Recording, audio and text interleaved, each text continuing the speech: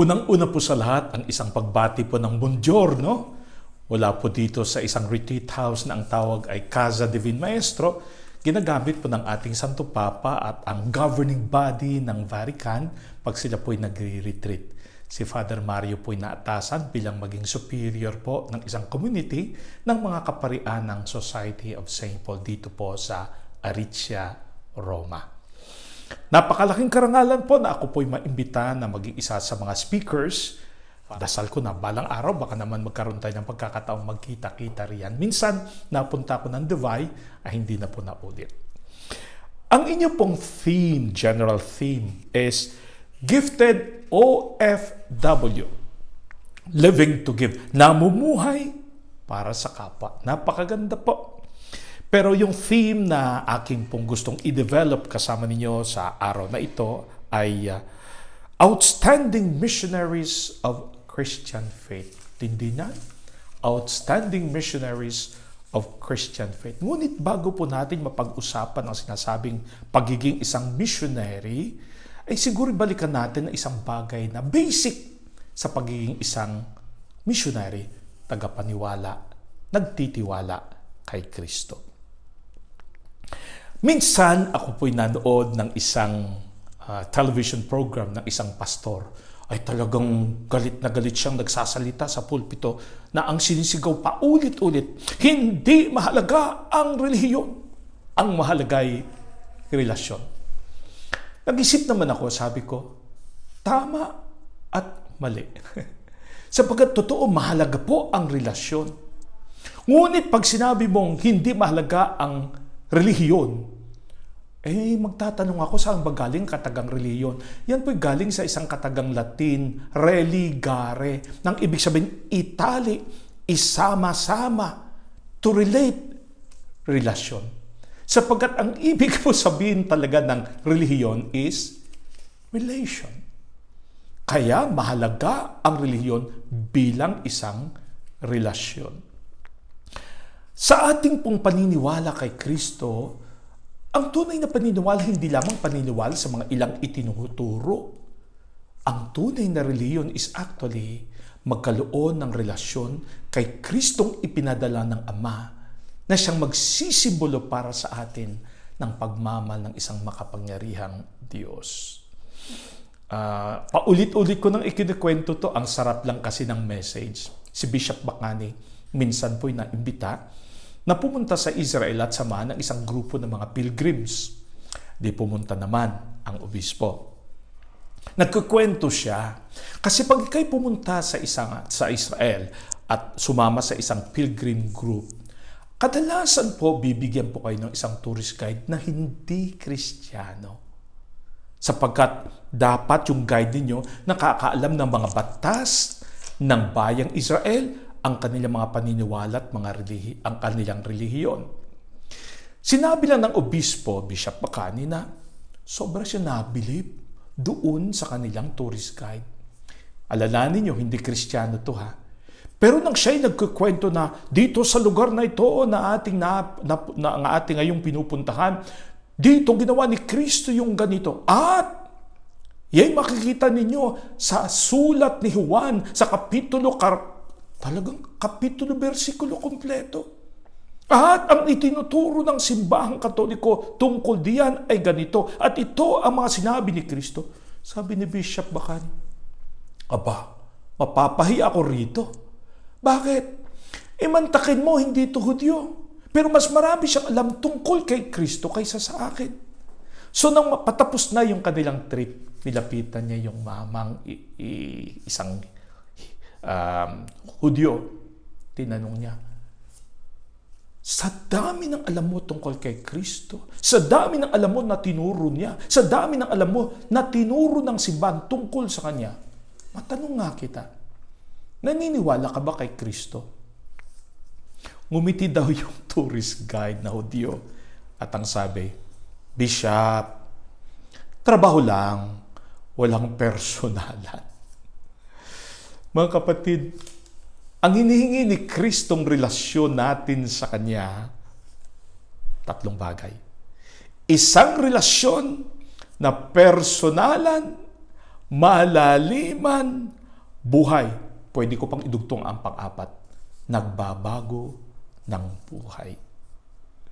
Hanggang sa ating relihiyon ay hindi nga tunay na relasyon kung saan si Kristo'y may malaking bagay, may malaking kaparte ng ating buhay, ay baka hindi yan ang relihiyon na ating dapat isabuhay.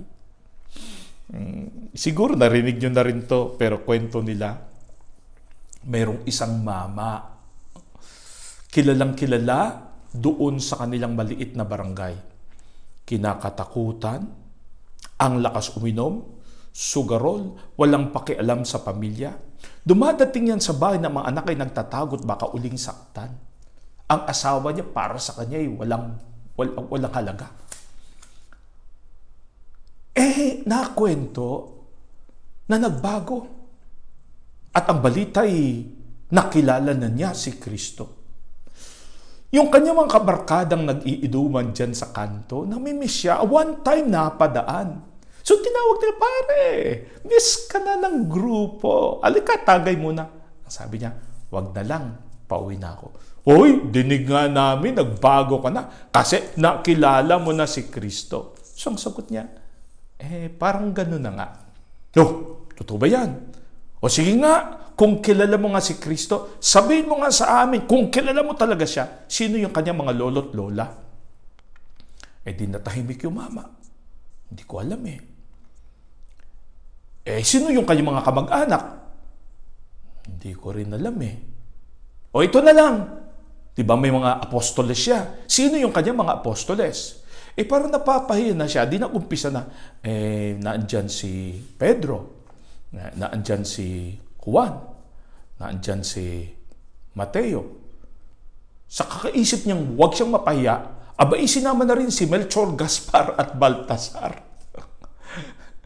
Sabi ng mga kabarka, hindi mo pa naman talaga pala siya kilala. Sinasabi mong kilala mo. Natahimik siya, tang sabi, mga kapatid, yung tinatanong niyo, hindi ko kasi talaga alam Pero ito lang ang alam ko. Nang makilala ko siya, nawala na ako ng ganang uminom. Nawala na rin ako ng ganang magsususugal. Nagdesisyon akong bigyan importansya ang aking pamilya at respetuhin din ang aking sarili, bisang ilang anak ng Diyos at iniligtas ni Kristo Jesus. Kapatid, ito lang alam ko. Umuwi ako sa bahay. Andyan sa pintuan ng aking mga anak, inaantay akong nakangiti. Andyan ang asawa kong tuwang-tuwa sa akin. Pati na mga kamag-anak kong iba, ang laki na at ang taas ng tingin sa akin. Kapatid, nang tinalikuran ko yung dati kong buhay dahil nakilala ko si Kristo, ang laki ng tuwa ko. Totoo, may hirap. Pero kapatid, nabubuhay ako may tuwa sa puso. Relasyon, pagkakakilala. Kaya bago mo sabihin na ikaw ay isang Kristiyano, alamin mo muna. Kasi mga kapatid, wawarningan ko kayo hindi nakikilala ang isang Kristiyano sa oras kung saan ang buhay Kristiyano'y madali. Kung saan wala kang pinagtatanggol at pinaninindigan. Kung saan para bagang ang pagiging Kristiyano'y walang kahirap-hirap. Magkaalaman lamang kung tunay kang Kristiyano in moments of difficulties and controversies, when you will be asked to stand up and declare, I am a Christian. Madali kasing sabing Kristiyano ko Akala kasi ng iba, ang pagiging Kristiyano, makikilala yan sa palakihan ng krus na nakasukbit sa ating mga leeg. Na para bagang mapapahiya ang krus ng kardinal ng Archdiocese ng Maynila sa laki ng krus mo. Hindi rin yan pabigatan ng Biblia o pahabaan ng rosaryo o paramihan ng mga imaheng ng santo sa bahay na sa dami halos magkatulakan na doon sa iyong altar. Hindi rin yan sa pagiging member ng lahat ng asosasyones sa simbahan. Ikaw ba'y member ng CWL, Chismisang Walang Lagot? Ikaw ba'y member ng Knights of Columbus o Columbus by Night? Hindi doon sa pagsasabing ako'y member ng isang charismatic group. Ang tunay na pagiging Kristiyano'y nakikita sa isang buhay na hindi para sa sarili, kundi para sa iba. Narinig nyo rin siguro itong kwentong ito. Sabi nila, mayroon daw isang bilangguan. Doon sa bilangguan ito, mayroon pong pinakamalapit na parokya. One time, nag-iskapo ang iilan sa mga bilanggo. Nagkatunugan naman kaagad, kaya hindi sila napalayo. Ang marami sa kanila tumakbo doon sa parokya at ni hostage ang lahat na naandun sa loob. Ang hindi nila alam, yung naka-short pants at nakaputi kasi matutulog na, yung pala yung parish priest. So habang naandun sila, napaligiran na ng mga pulis, nagka-stand off. Itong pari nagdesisyong hindi pwedeng tumagal ng ganito. Kaya ginawa niya, kinausap niya yung pinakapuno ng mga nagsi-iskapo. Kinausap niya, kapatid, bakit nga ba ikay nabilang ko? Marami akong pinatay. Ganun ba? Bakit mo naman sila pinatay? Kasi mga Kristiyano sila. Natahimik yung pare. Tinanong siya ngayon ng rebelde, ikaw ba? Kristiyano ka ba? Yung pare tumingin sa kanya at sabi, noon, ngayon trip-trip na lang. Kapatid, kahit mo bang panindigan ang iyong pagiging Kristiyano sa mga pagkakataon, dapat tumayo ka at sabing, totoo, Kristiyano ko. At katulad ni San Lorenzo Ruiz ay sabihin, kung ngayon hinahangad niyo ang aking buhay, ibibigay ko yan dahil sa aking paniniwala kay Kristo. At kahit ako may 1,000 pang buhay, lahat ng yan, ibibigay ko para sa kanyang aking Panginoon. Madali ang magsabing Kristiyano ka. Magkakaalaman yan sa oras ng pagkakataon kung saan itatry ang iyong pagkakristyano. Isa pa, kasi gustong-gusto ko, tutuwang-tuwa ako na marinig ko to. Sa isang barangay sa Mindanao, nagpunta yung kanilang parish priest. Malayo nga, pero nakarating siya para sa kanilang piyesta. Nang sila ay nagmimisa at punong-puno yung kanilang maliit na kapilya, biglang pumasok ang isang grupo ng mga rebelde. Kaagad, pagpasok, paputok ang pinuno. Lahat sila dapaan sa lupa. Lumapit ang rebelde sa altar kung saan ang pare nakabihis at nagmimisa na. Sinunggaban ang mikropono at sinabi, lahat kayo, sinasabi niyong kayo'y mga naniniwala kay Kristo. Patunayan ninyo. Ang sinumang sa inyo na hindi handang tumanggap ng isang bala para kay Kristo, papayagan ko kayo. You have 5 minutes para lumabas sa kapilyang ito. Lahat ng butas na pwedeng malabasan, takbuhan ng mga tao. Except sa iilan. Yung pare, gusto na rin sanang tumakbo. Kailan nakabihis na at nasa altar para napapaya na naando na siya. Di na nakaalis. Nang makaalis na ang marami, sabi ng rebelde, ang lahat ng pintuan isara. Ang lahat ng mga bintana ipinid na. Nag-iiyakan na yung mga naiwan sa loob. Diyos ko, mamamatay na nga kami. Sinunggaban uli ng rebeldeng puno ang mikropono at sinabing, okay, Father, ituloy mo na ang misa. Lahat ng mga peking Kristiyano nakalabas na.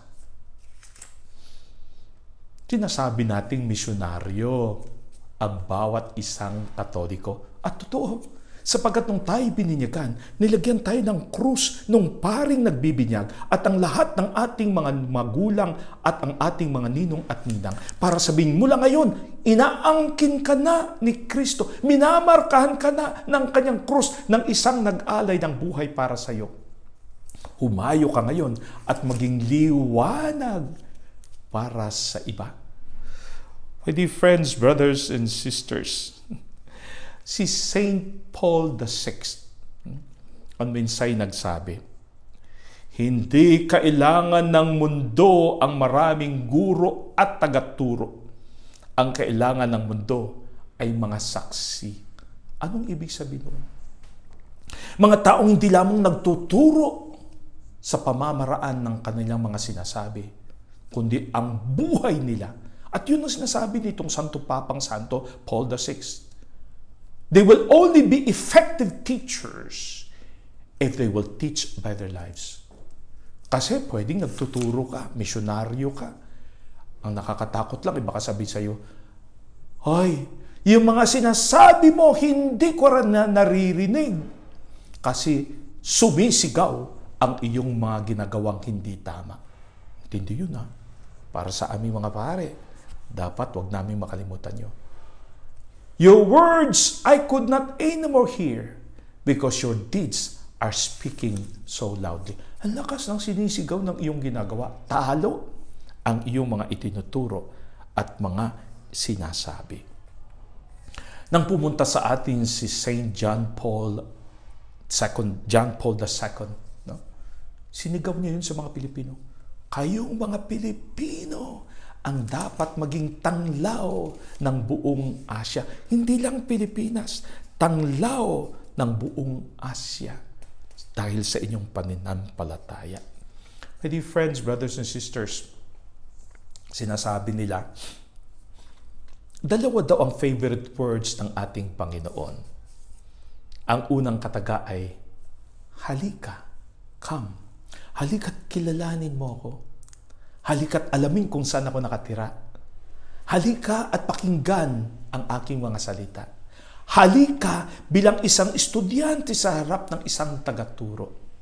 Come like a disciple before his teacher. Alamin mo kung anong mahalaga sa aking puso.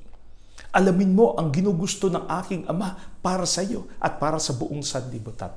Halika't alamin kung paano kita minahal, na ang sarili ko'y inialay para sa iyo, na ikay magkaroon ng buhay, ganap at kaaya-aya. Pag nagawa mo na yon, humayo ka. Go. And then proclaim to others the goodness na iyong natanggap. My dear friends, brothers and sisters, alam mo, hindi naman dapat na ikaw'y maging misyonaryo, na ibig sabihin, iiwanan mo lahat at humayo ka sa ibang bayan o pumunta ka sa kagubatan ng Amazon o kayo pumunta ka sa isang Muslim area. Lahat tayo, misyonaryo kung saan tayo naandun. Sa ating trabaho, sa school, sa pamilya. Where we are, we can actually be missionaries. Gusto ko itong kwentong to. Kwento nila tungkol sa isang nagpari. Araw po yun ng kanyang ordination. So sa kanyang maliit na village, no, kung sa mining area ng Poland, kung saan nagmiminero po yung marami sa kanila, lahat ng mga tao'y nagsipuntahan at sapagkat ang bawat ordination ng isang pari, piyesta ng buong barangay, ang dami pong nagsipunta. Habang sila ay nakapila na at nandun na yung obispo para sa procession paloob ng simbahan, ito pong diakono na magiging pari after the ordination, ay biglang napatingin sa mga nagpupuntahan at biglang may nakita. Isang lalaki, isang matanda. Naku, yung takbo niya at karipas niya, sabay akap doon sa matandang lalaki na nagulat naman kung bakit niya ginawa yon. So, sinabi niya, bakit mo ginawa to? Sir, hindi niyo po alam ang kwento ko. Ikukwento ko po sa inyo. Nung kayo po'y nagtatrabaho sa minahan, ako po isang maliit, isang batang minero din kasama po ninyo. Kung saan kayo nagtatrabaho, naandun po ako nakabuntot. At nakita ko po kung paano kayo niloko ng ating kapwang minero, mga mas nakakatanda sa akin, sapagkat every time kayo po'y kakain na, kayo po'y nagdarasal. Alam ko po, sa kutyang yon, dapat hininto muna. Pero pinagpatuloy niyo po, at every time kayo nagdarasal, nakatingin po ako sa inyo, at ako'y tuwang-tuwa. Hanggang sa nagka-interest ako, bakit kanyang panindigan ang kanyang pananampalataya? So, ginawa ko po, inalam ko ang tungkol sa ating reliyon. Hanggang nagkaroon po ako ng tunay na interest. hanggang nagdesisyon ako na ang buhay ko'y para sa Panginoon. Kung ako po'y magiging pari ngayon, ay dahil po sa inyong liwanag na ipinakita. Dahil kayo po'y nagningning sa inyong pananampalataya sa Panginoong Kristo na sa ating lahat ay nagligtas. At that moment, hindi niya alam. Nagdarasal lang siya pag kumakain. Hindi niya alam. At that moment, he was becoming a missionary para sa iba. Totoo, sabi nga ni Kristo, dalawa daw ang isang Kristiyano. Asin at liwanag. Asin at liwanag. Pag inilagay mo ang isang kandila, aandap-andap man sa isang madilim na kwarto, the room will change. Ang gagawin ko muna sa English kasi ang ganda eh. One little candle in the dark is a guarantee that darkness will not be complete. Pag may ipinasok ang ilaw, aandap-andap man yan, hindi na buo ang kadiliman. One little candle in the dark is a guarantee that light will overcome darkness. Ganda, no? Ang tawag sa isang Kristiyano ay misyonaryo. Ibig sabihin, humayo ka. At ang liwanag ng iyong pananampalataya dapat magdingding. Ang asin, kahit katiting, pag inilagay mo sa sopas, magbabago ang sopas. In short, ang isang Kristiyano makes a difference. Kaya kung ang buhay mo is not making a difference on anybody sa buhay mo, baka may kulang sa iyong pagiging asin at liwanag para kay Kristo. Pwede nyo sabihin, Father, yung pagiging missionary, para lang naman yan sa mga pari at madre. Oy, kukwento ko to sa iyo. Si Cardinal Arinze ay isa pong Afrikanong kardinal. Minsay nag-isip siya at nag-reflect at itong sinabi niya. Lalo na ngayon, kakatapos lamang nung panalo ng mga Italyano, no?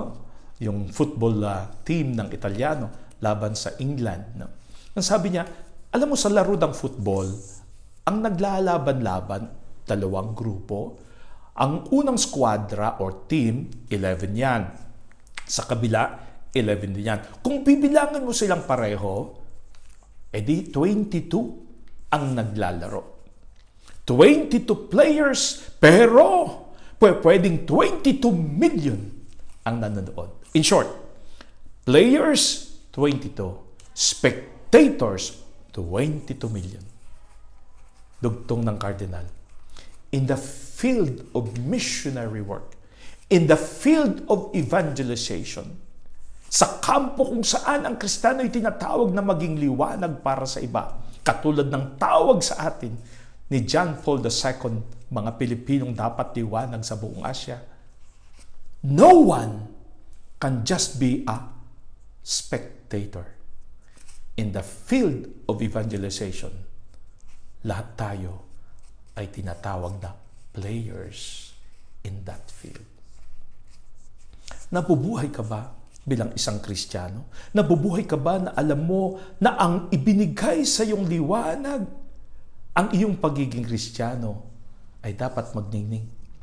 Na ang iyong pagiging asin ay dapat magbago and make a difference in the lives of others. Sinasabi ko na to minsan, ang takot ni Father Mario balang araw. Kasi palagi kong sinasabi sa aking mga kasama sa Society of St. Paul, pag si Father Mario ay namatay, i-cremate nyo na lang ako ha. Hindi dahil sa maku-COVID ako. Basta i-cremate nyo na lang ako. Bakit ba gusto mong i-cremate? Ayaw kong ilagay nyo ako sa kabaong. Bakit ba? Kasi ang sabi ko, alam ba pag ako'y nilagay nyo sa kabaong, ako'y nakahiga. Lahat ng sisilip sa akin, ang sasabihin, ay, alaki ng butas ng ilong. Cremate nyo na lang ako. That's one wish. Pero may second wish ako mas mahalaga. Ang sabi ko, sana wish ko ng lahat ng sisilip sa akin sa kabaong o lalapit sa aking mga remains itong sasabihin, Father Mario, pinayagan ni Lord ng ating landas ay magkita. Hindi ko alam kung bakit, hindi ko alam kung paano. Ito lang masabi ko, Father Mario, dahil sa iyo, ako'y patuloy na naniniwala na ang Diyos ay isang mabuting Diyos. Kandang summary noon para sa buhay ng kahit sino sa atin. I continue to believe that God is a good God because I met you, Father Mario. My dear friends, outstanding missionary actually only means this. Mabuhay ka na may paniniwala, pagtitiwala, at panindigan sa iyong pinaniniwalaan. Final story. Kasi ito gusto ko rin to. Alam niyo ba, ang pagiging missionary is actually also to bring the goodness of the Lord. Kwento nila sa Amerika, in a state, tindi ng winter. Puro snow ang lahat sa labasan ng isang tindahan ng sapatos. Mayroong isang pumasong mamang kapakaganda ng bihis, naka-dress up, trench coat, at obvious may kaya. Habang naandun siya sa loob, tinitignan ng mga sapatos na naandun, nagpakuha siya ng isa. At habang tinatry niya, biglang napasilip siya doon sa display window. At may nakita siyang isang bata, yung mukha halos nakadikit na doon sa salamin. At nakatitig doon sa sapatos na nakadisplay. So, tinawag niya yung isa sa mga nagbebenta ng shoes, na clerks. And sabi niya, sino ba yung batang niya? Ay, naku sir, araw-araw halos yan. Sumisilip dyan. Obvious, alam namin. Hindi lamang niya na nagugustuhan niya yung sapatos. Tinignan namin, kailangan niya talaga. Pero sir, mga ordinaryo lang naman kaming trabahador dito. Hindi naman kaya namin bilhan. So sabi na papasukin niyo. So yung mga bata natulala. Pasok daw kayo. Tapos ang sabi sa kanya, papiliin niyo kung anong gusto. Samahan niyo na rin ng mga medyas. Yung bata nanlalaki na yung mata. Hindi niya akalain mangyayari to. Finally, nakapili, tinulungan ng mga taong naandun sa loob. Binigyan ng mga medyas. At pagkatapos, yung mama, pasimple, lumapit doon sa cashier, binayaran yung nabili para sa bata. Sabay, paalis. Alam mo yung bata, hinabol siya. Hinabol. Sabay hatak-hatak doon sa kanyang trench coat. So, lumingin yung mama. Ang tanong ng bata, Sir, kayo po ba ang Diyos? Kayo po ba ang Diyos? Sapagkat naramdaman ng bata ang pagkalinga, ang pagmamahal, ang handa ng Diyos na magbigay para sagutin ang pangangailangan. Ang isang Diyos na mapagkalinga, mayabag at may awa. Missionaries, truly outstanding, are those who in the end bring the presence of a God who is caring and loving. A final story. Naalala niyo noong unang panahon nang wala pang electricity. Ngunit meron na pong lampposts sa mga main na daanan ng mga tao. At merong isang mama, ang tawag sa kanya the lamp lighter. Ang trabaho noon, dadaan sa isang poste, hihinto, sisindihan yung lamp ng poste. Aalis siya uli, sisindihan ng pangalawa. Aalis siya uli, sisindihan ng pangalawa. Kaya, paano mo daw alam na mayroong isang dumaan na lamp lighter? Yung tagasindi. Dahil sa liwanag na kanyang naiiwan. Lahat po tayo, hindi lang kaming mga pari o madre. Every Christian is supposed to leave the light lighted, the lamp lighted, nang makita ng iba ang tamang landas at makilala ang Kristong iyon ang pinaniniwalaan. Final word. Sana wish ko para sa inyo na pag kayo'y itinuro, na pag kayo'y itinuro, kasi ito ang takot ko Pag sinabi nila, Father Mario, Kristiyano ka ba? Naman, pari kaya ako. Ibig sabihin naniniwala ka kay Kristo at ang buhay mo ngayon pagmamahal, awa, kalinga para sa kapwa?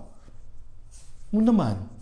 Ibig mong sabihin, Father Mario, hindi ka nabubuhay para sa sarili, kundi ang nasa isipan mo, paano ako magiging handog ng Panginoon para sa iba? Palagay ko naman. Ibig sabihin, Father Mario, ikaw na feeling mo blessed ka, you will always desire to be a blessing for others. Palagay ko naman. Alam mo yung nakakatakot? Yung titignan niya ako sa mata, nagtatanong at sabihin, Father Mario, hindi halata, patay tayo doon. Wish ko, pag may nagturo sa inyo at sinabi, yan, Kristiyano yan, na sana ang mga naandun na nakakakilala sa iyo, sa inyo, ang sasabihin, naman, kitang-kita, halatang-halata. This is my wish, and this is my prayer. Mga kapatid, misyonaryo ni Kristo, humayo kayo at ipalaganap ang mabuting balita. At basbasan po sana kayo ng Panginoon na sa inyo'y nagmamahal sa ngalan ng Ama at ng Anak at ng Espiritu Santo. Amen. Ingat po. God bless everybody. Maraming salamat.